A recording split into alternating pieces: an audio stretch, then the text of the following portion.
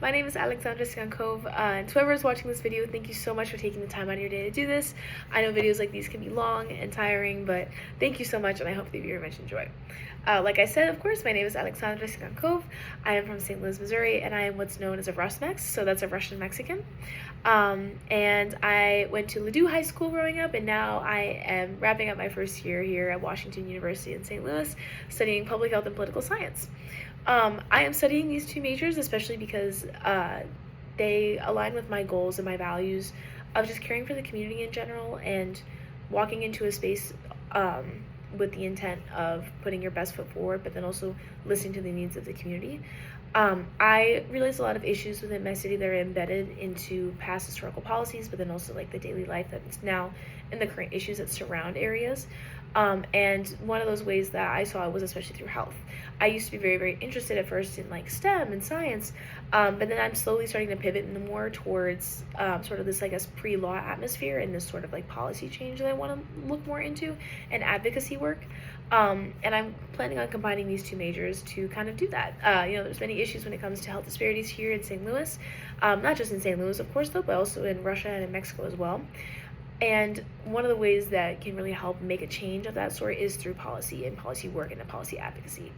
And that's something that I plan on doing here as well. A major challenge, though, sorry to pivot quickly, but a major challenge that I have faced and something that I have begun kind of addressing within myself, but then also within my broader community, was the identity that I hold.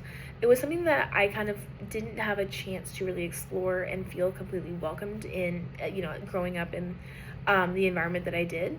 But holding this Russian Mexican identity, and then also, of course, being a woman within that atmosphere is a very unique and awesome identity to grow up with, of course. But there's things that I sometimes felt like I didn't completely connect with that I wish I did, especially with holding a Russian Mexican identity and balancing that within my home life, but then also within my life at school that I used to have. But as I have been here, it's been more about having that open dialogue and kind of accepting this identity that I have as such a way of its ability of uniqueness and power of showing that love is a connection that that is fostered throughout the world anywhere you go, and connections can be made in communities that you maybe would not have expected, but can lead to just such a great and amazing thing. How I have kind of done this is I've started to connect here a lot at WashU with social Latin dancing groups such as like Fuego, and then I was in Carnaval this year dancing merengue, which was honestly an amazing experience. And I have also spent a lot of time dedicated to research about my culture, but then also about I've also been spending time relearning Spanish, which was something that I knew before, but then growing up in high school, it was something that I kind of lost a little bit, and now I am taking the steps that I can to do what I must and kind of reclaim that language that is mine. And having with that in mind, with this challenge that I faced, it's definitely been more of like an interpersonal challenge, but I think it's something that's still really important to, the daily life that I have here.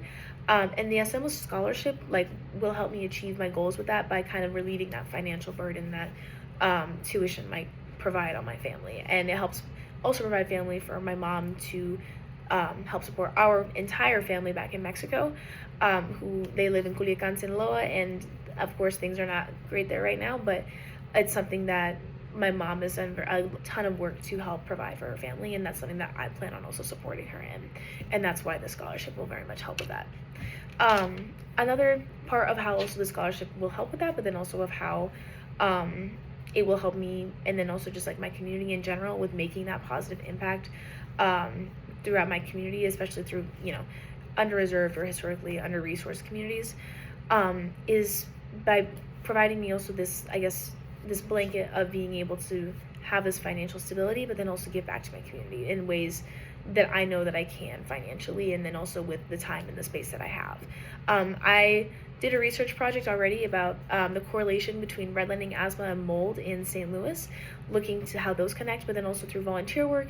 And I plan on working at the Alzheimer's Association this summer with education, policy, and advocacy work in marginalized communities, specifically the LGBTQ and Latino communities, and having that open dialogue, like I said, breaking down mindsets, splitting judgments, and teaching about historical injustices and dialogue and language. So yeah, thank you so much.